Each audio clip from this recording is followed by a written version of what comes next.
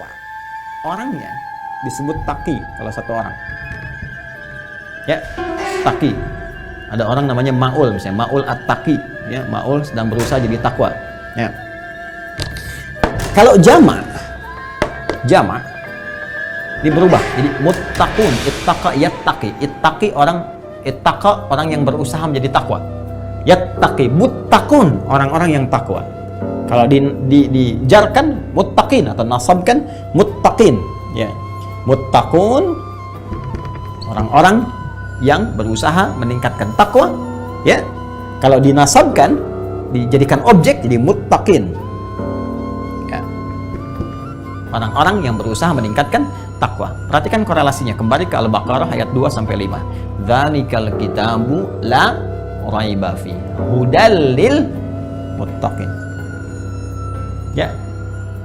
Isi Al-Quran jangan pernah diragukan kandungannya, memberi petunjuk pada orang-orang yang berusaha meningkatkan takwanya. Bagaimana dia bisa meningkatkan takwa itu? Ya, kan kesini kan? Semakin kau tingkatkan takwa, takwa akan menutup sifat burukmu, kan? Fujurnya hilang, kan? Yang muncul nilai-nilai kebaikannya, maka cenderung bahagia, cenderung sukses. Bagaimana meningkatkan takwa itu? Kembali lagi ke Al-Baqarah ayat 3 dan 4. Alladzina yu'minuna bil ghaib wa yuqimunas shalah, shalah meningkatkan takwa. Wa mimma razaqnahum yunfiqun, infak meningkatkan takwa. Walladzina yu'minuna bima unzila ilaik, berinteraksi dengan Al-Qur'an meningkatkan takwa. Puasa meningkatkan takwa, haji meningkatkan takwa, zikir meningkatkan takwa. Karena itu ketika orang sholat, ya, diminta oleh Allah menunaikan sholat, sebetulnya, maaf, kewajiban yang melekat pada sholat bukan sekedar ingin menuntut kita hanya mengerjakan sebagai ritual, bukan. Anda nggak sholat, nggak ruku, nggak sujud pun, semuka langit nggak sujud dan ruku, tidak akan menurunkan status Allah sebagai Tuhan. Allah nggak butuh dengan sholat kita, yang butuh kita.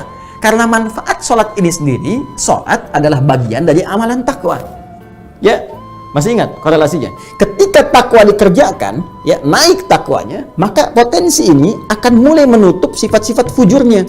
Fujur ini kan kumpulan nilai-nilai yang tadi, yang negatif tadi, ya, yang cenderung membawa pada nilai-nilai keburukan.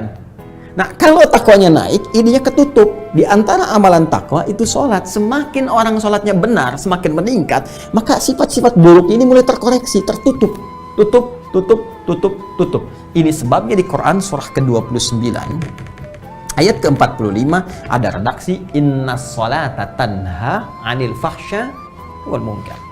Sungguh sholat kalau benar dikerjakan akan berpotensi mencegah perbuatan keji dan mungkar. Makanya saya sering katakan, orang kalau sholat benar aja sholatnya, maka sudah pasti jadi orang baik. Itulah sebabnya dalam Islam dari sejak anak dini itu yang dituntut sholatnya. Kalau sholatnya sudah benar, dewasanya pasti jadi orang baik. Demi Allah saya katakan, orang benar sholat aja nggak mungkin korupsi. Saya lagi jari tahiyat nggak akan pernah dipakai maksiat.